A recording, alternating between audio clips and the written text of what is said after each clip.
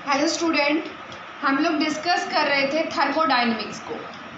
Thermodynamics में जो आपका टॉपिक चल रहा था वो था आप लोगों का एंथैल्पी चेंज इन ए रिएक्शन, जिसको हम लोगों ने सेकंड में क्या बोला था, heat of reaction. Last class में हम लोगों ने हेल्स लॉ तक कंप्लीट किया था।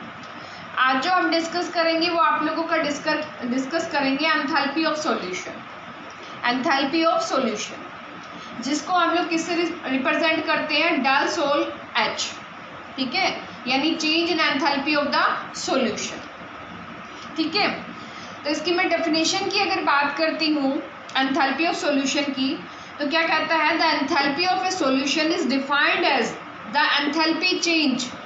ठीक है, जो एंथैल्पी में चेंज हुआ है इसका मतलब जो हीट आप लोगों की रिलीज हुई है या एब्जॉर्ब हुई है, ठीक है, उस एंथैल्पी में जो चेंज हुआ है। व्हेन 1 मोल ऑफ सब्सटेंस, जब कोई भी 1 मोल सब्सटेंस डिसोल्व किया जाता है स्पेसिफिक अमाउंट ऑफ सॉल्वेंट, यानी एक पर्टिकुलर अमाउंट ऑफ सॉल्वेंट में आप लोगों का डिसोल्व किया जाता है 1 मोल कोई सब्सटेंस, तो उसको हम लोग उसका क्या कह देते हैं, ड्यूरिंग दैट टाइम।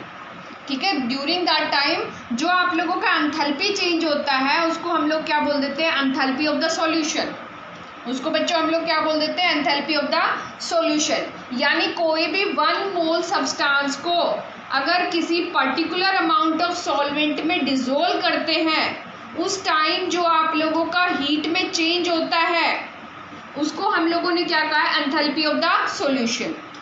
आपको पता है सॉल्यूशंस के अंदर 2 टाइप के कंपोनेंट होते हैं। एक बच्चों होता है सोल्यूट, जो आपके क्या है, लेसर अमाउंट में प्रेजेंट होता है, या सेकंड में क्या कह सकते हैं, जिसके लेसर नंबर ऑफ मोल्स हो। ठीक है, जो कम अमाउंट में प्रेजेंट है, लेसर अमाउंट में प्रेजेंट है, या जिसके लेसर नंबर ऑफ मोल्स है, वो तो आप लोगों का सोल्यूट होता है। और सॉल्वेंट बच्चों क्या होता है, जो लार्ज अमाउंट में प्रेजेंट है। ठीक है, लार्ज में जो प्रेजेंट है, जिसके ग्रेटर नंबर ऑफ मोल्स है, उसको हम लोगों ने क्या बोला है बच्चों, सॉल्वेंट। इन दोनों कंपोनेंट से किसकी फॉर्मेशन हो जाती है, सॉल्यूशन की। ठीक है, तो कोई भी 1 मोल ऑफ सब्सटेंस अगर पर्टिकुलर अमाउंट ऑफ सॉल्वेंट में डिसोल्व करते हैं, तो उस टाइम जो आपका एनर्जी में, एंथैल्पी में जो चेंज होता है भाई, या तो उस रिएक्शन से हीट इवोल्व होगी या उस रिएक्शन में हीट क्या होगी, एब्जॉर्ब होगी। ठीक है, तो उसी को ही, उस चेंज को ही हम लोग क्या बोल देते हैं, change in enthalpy of the solution. Clear यहाँ तक? तो बच्चों किसी भी अगर सॉल्यूशंस की आप लोगों ने एंथैल्पी चेंज अगर नोटिस करना है, तो उसके लिए हम लोग लिखते हैं कि del solution H will be equal to lattice enthalpy, change in the lattice enthalpy, plus change in the hydration enthalpy, change in the hydration enthalpy। ठीक है, इन दोनों का सम किसके इक्वल होता है, आप लोगों का एंथैल्पी ऑफ द सॉल्यूशन के इक्वल होता है। Change in enthalpy of the solution के इक्वल होता है। ठीक है, यानी लैटिक्स एंथैल्पी प्लस आप लोगों का क्या है, हाइड्रेशन एंथैल्पी। लैटिक्स एंथैल्पी और प्लस आप लोगों का क्या है, hydration enthalpy is equal to the क्या हो जाता है आप लोगों का, enthalpy of the solution, enthalpy of the solution. ठीक है, तो बच्चों लैटिक्स एनर्जी होता क्या है, अभी डिस्कस करेंगे कि क्या होता है आप लोगों का लैटिक्स एनर्जी। तो बच्चों जो आपका लैटिक्स एनर्जी होता है, अगर मैं उसकी डेफिनेशन की बात करती हूँ लैटिक्स एनर्जी की, अगर हम इसको डिफाइन करते हैं लैटिक्स एनर्जी को, तो lattice energy can be defined as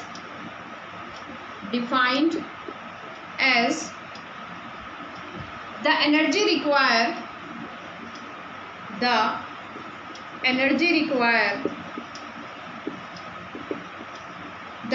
required to convert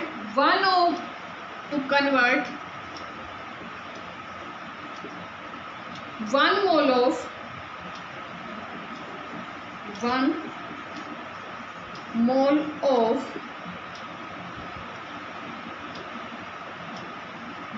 of an solid ionic compound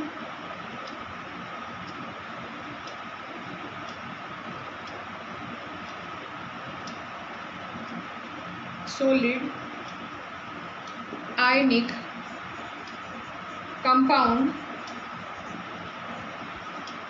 to its gaseous ion,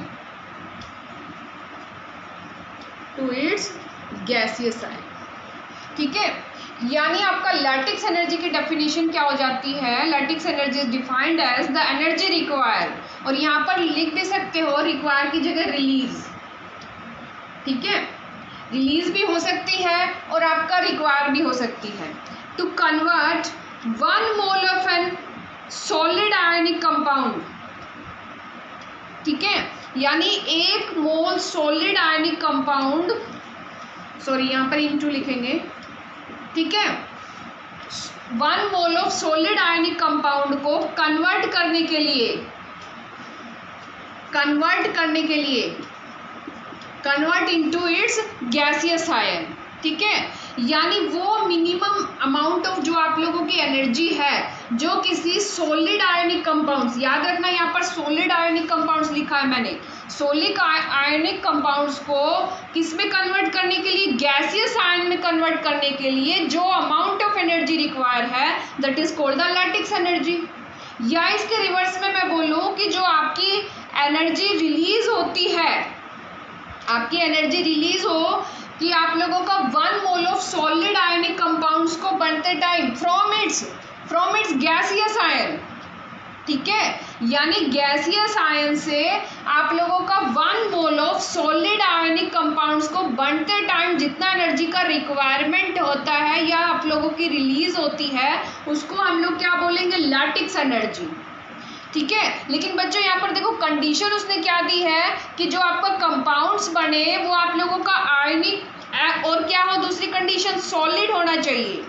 second definition में क्या कह रहा है कि वो गैसियस सॉलिड आयन से किस में जाना चाहिए आप लोगों का? सॉलिड कंपाउंड के अंदर, ठीक है, सॉलिड कंपाउंड्स के अंदर। यानी ये आप लोगों का क्या होना चाहिए? मान लो एग्जाम्पल अगर मैं कोई सेट करती हूँ जैसे A+B, तो कहता है अगर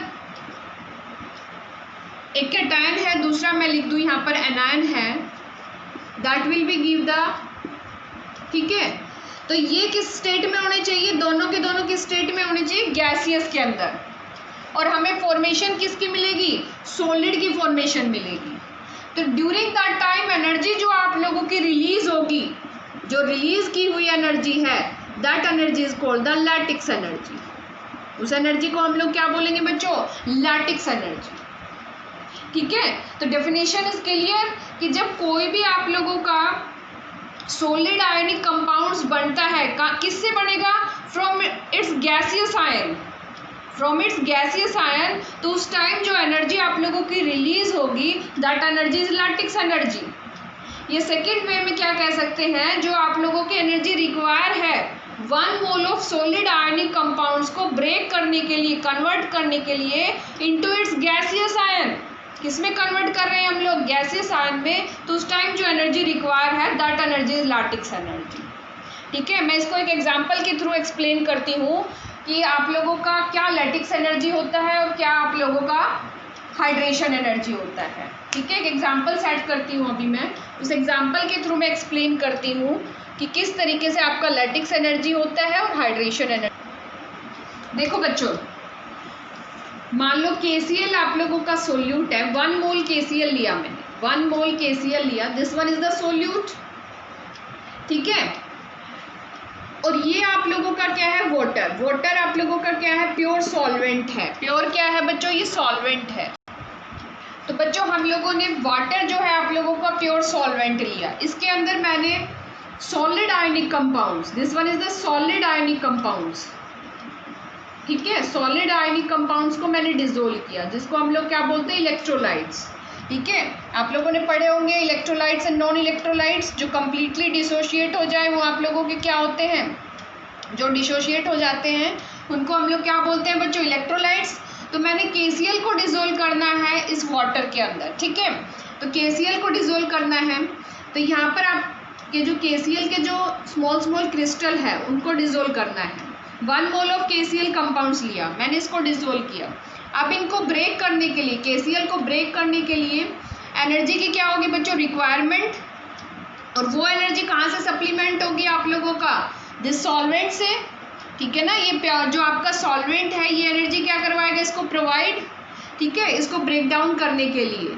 तो एनर्जी आप लोगों का क्या हो रहा है कि 1 मोल ऑफ आयनिक कंपाउंड्स को, 1 मोल ऑफ आयनिक कंपाउंड्स को ब्रेक करने के लिए, ठीक है, ब्रेक करने के लिए जो आपको एनर्जी का रिक्वायरमेंट है, that energy is called the lattice energy.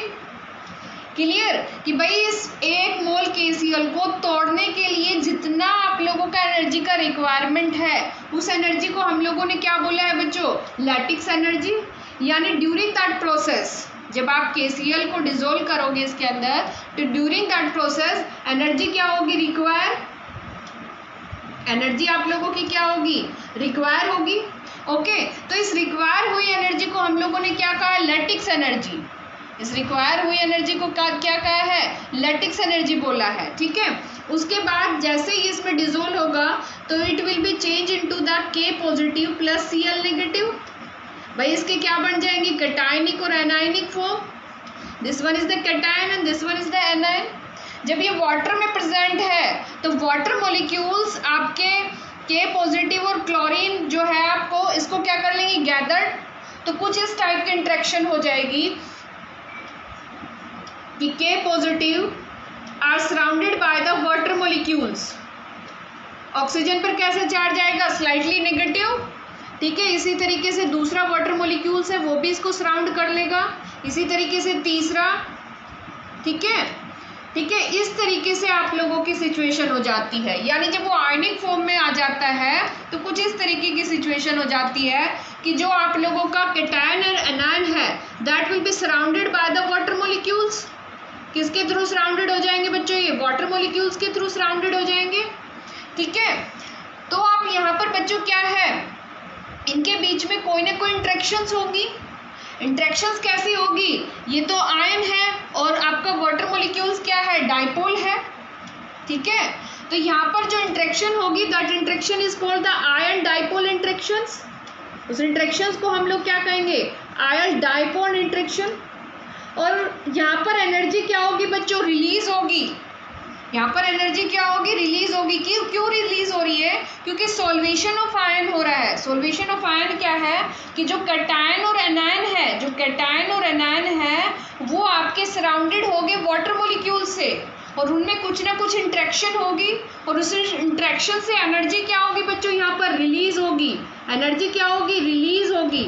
और इस रिलीज की हुई एनर्जी को ही हम लोगों ने क्या बोला है, हाइड्रेशन एनर्जी, ठीक है। इस रिलीज की हुई एनर्जी को ही हम लोगों ने क्या बोला है, हाइड्रेशन एनर्जी, ठीक है। तो ये कॉन्सेप्ट था आप लोगों का लैटिक्स एनर्जी का और हाइड्रेशन एनर्जी का।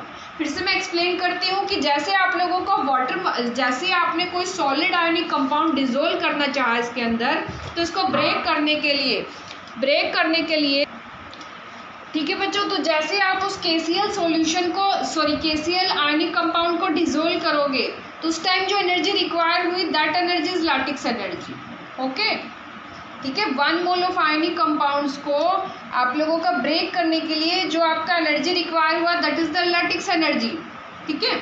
उसके बाद जब उसके पॉजिटिव एंड निगेटिव आयंस बन जाते हैं, यानी कैटायन और एनायन फॉर्म हो जाते हैं, तो जो वाटर मॉलिक्यूल से जो सॉल्वेंट है वो उस कैटायन और एनायन को क्या कर लेते हैं, गैदर्ड कर लेते हैं, सराउंड कर लेते हैं।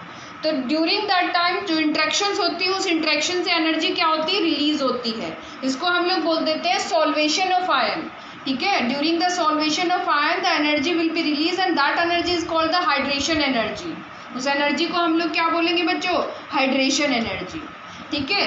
तो मैं कह सकती हूँ जो आप लोगों का एंथैल्पी ऑफ सॉल्यूशन अगर कैलकुलेट करना होता है तो एंथैल्पी ऑफ सॉल्यूशन इक्वल होता है आप लोगों की enthalpy change in lattice energy plus आप लोगों का क्या हो जाता है, हाइड्रेशन एनर्जी, ठीक है। तो वो आप लोगों का क्या हो जाता है, ओवरऑल क्या हो जाता है, एंथैल्पी ऑफ द सॉल्यूशन। अब मैं इसको एक एग्जांपल के साथ बता रही हूँ कि कैसे कैलकुलेट करेंगे। मान लीजिए बच्चों मैंने एक एग्जांपल लिया, 1 मोल ऑफ NaCl कंपाउंड लिया, ठीक है। वो मैंने वाटर के अंदर डिजोल्व किया। 1 मोल NaCl किस में डिजोल्व किया आप लोगों का, this one is the solute. और किस में डिजोल्व किया आप लोगों का, वाटर के अंदर। किस में डिजोल्व किया, वाटर के अंदर, ठीक है। तो 1 मोल ऑफ आयनिक कंपाउंड्स को ब्रेक करने के लिए जो एनर्जी की रिक्वायरमेंट है वो कितना जूल आई आप लोगों का दिया हुआ है, 788, ठीक है। उसके बाद आप लोगों का आफ्टर द ब्रेक डाउन, क्योंकि आपका NaCl है, NaCl किस में ब्रेक डाउन हो जाएगा, Na positive and Cl negative, ठीक है। और ये आयंस किसके थ्रू गैदर्ड हो जाएंगे बच्चों, वाटर मॉलिक्यूल्स के थ्रू, ठीक है। दोनों के दोनों एनायंस और कैटायन किसके थ्रू सराउंडेड हो जाएंगे, वाटर मॉलिक्यूल्स के थ्रू, ठीक है। तो वाटर मॉलिक्यूल्स के थ्रू जैसे ही सराउंडेड होंगे तो इनमें कोई ना कोई इंट्रैक्शन होगी, और उस इंट्रैक्शंस का नाम क्या हो गया, आयन डाइपोल इंट्रैक्शंस, ठीक है। तो सॉल्वेशन ऑफ आयन से एनर्जी क्या होगी बच्चों, रिलीज होगी, और वो रिलीज की हुई एनर्जी को हम लोगों ने क्या कहा है, हाइड्रेशन एनर्जी, ठीक है। उसको हम लोगों ने क्या बोला, हाइड्रेशन एनर्जी, जो आपका कितना दिया हुआ है, -784, ठीक है, 784 किलो जूल मॉल इनवर्स दिया हुआ है। अब हमें निकालना है एंथैल्पी ऑफ द सॉल्यूशन, यानी सॉल्यूशन की एंथैल्पी में कितना चेंज हुआ है। तो दोनों वैल्यू को यहाँ पर पुट कर दिया जाए, हाइड्रेशन की वैल्यू यहाँ पर पुट कर देंगे और यहाँ पर आप लोगों की लैटिक्स एंथैल्पी की वैल्यू को पुट कर देंगे, ठीक है। तो हमें क्या पता लग जाएगा, एंथैल्पी ऑफ द सॉल्यूशन कि कितना चेंज हुआ है हमारा, ठीक है। तो यहाँ पर कितना हो जाएगा बच्चों, +788 plus -784 kilo joule mall inverse, ठीक है। तो जो आपका एंथैल्पी ऑफ द सॉल्यूशन आएगा, एंथैल्पी ऑफ द सॉल्यूशन आएगा वो आप लोगों का कितना आएगा, 4 किलो जूल मोल इनवर्स, ठीक है, 4 किलो जूल मोल इनवर्स। अब क्वेश्चन ये है कि सॉल्यूशन कैसा होगा बच्चों, वार्म होगा, हॉट होगा, या कोई इफेक्ट नहीं होगा। तो जो हमारा सॉल्यूशन होगा बच्चों, वो सॉल्यूशन जो होगा वो हमारा क्या होगा, कोल्ड होगा। क्यों कोल्ड होगा, क्योंकि देखो बच्चों यहाँ पर लैटिक्स जो एनर्जी है वो ज़्यादा है और आपकी हाइड्रेशन एनर्जी क्या है, कम है, यानी जो उस रिएक्शंस के अंदर एनर्जी उसने ज़्यादा ले ली, डिसोल्यूशन के टाइम एनर्जी उसने ज़्यादा ले ली, लेकिन हाइड्रेशन के टाइम उसने एनर्जी कम दी। तो कुछ ना कुछ उससे एनर्जी ली है ना उसने, तो आपका जो सॉल्यूशन है वो क्या मिलेगा, कूल मिलेगा। इसी वजह से आपके सॉल्यूशन जो आफ्टर द डिसोल्यूशन ऑफ जो सॉल्यूट को डिसॉल्व करते हैं, तो आप लोगों का जो सॉल्यूशन जो हो जाता है या तो गर्म हो जाता है, ठीक है। अगर आप लोगों की हाइड्रेशन एनर्जी कम हो, हाइड्रेशन एनर्जी आप लोगों की ज़्यादा हो, लैटिक्स एनर्जी कम हो, तो सॉल्यूशन कैसा हो जाता है, गर्म हो जाता है, ठीक है। तो this is all about the enthalpy of the solution कि किस तरीके से हम लोग कैलकुलेट करेंगे। तो जो आपका एंथैल्पी ऑफ सॉल्यूशन है that will be equal to the lattice energy plus आप लोगों का हाइड्रेशन एनर्जी, ठीक है। आपका लैटिक्स एनर्जी इस क्वेश्चन में दिया हुआ था, कितना दिया हुआ था, 788 किलो जूल, ठीक है। उसके बाद हाइड्रेशन एनर्जी दिया हुआ था -784। देखो प्लस और माइनस का मतलब है ये एनर्जी ले रहा है, एनर्जी ले रहा है, ठीक है, और ये एनर्जी क्या है, दे रहा है, ठीक है। ड्यूरिंग इंट्रैक्शंस के टाइम एनर्जी क्या हो रही है, रिलीज हो रही है। उसको हम लोग किससे इंडिकेट कर रहे हैं बच्चों, माइनस से, ठीक है। इसका मतलब ये नहीं कि वैल्यू माइनस में जा रही है, नो, इसका मतलब है कि प्रोसेस बता रहा है कि प्रोसेस के टाइम एनर्जी क्या हो रही है, रिलीज हो रही है। उसके बाद दोनों को अगर सम करते हैं तो आपका एंथैल्पी ऑफ द सॉल्यूशन आता है, change in enthalpy of the solution आता है, वो कितना आता है, 4 किलो जूल मोल इनवर्स, ठीक है। तो ये पूरा का पूरा कॉन्सेप्ट था। नेक्स्ट वीडियो में हम लोग डिस्कस करेंगे कैलकुलेशन ऑफ लैटिक्स एनर्जी, जिसको हम लोग बॉन्ड हाइबर साइकिल से कैलकुलेट करते हैं, ठीक है बच्चों, ओके।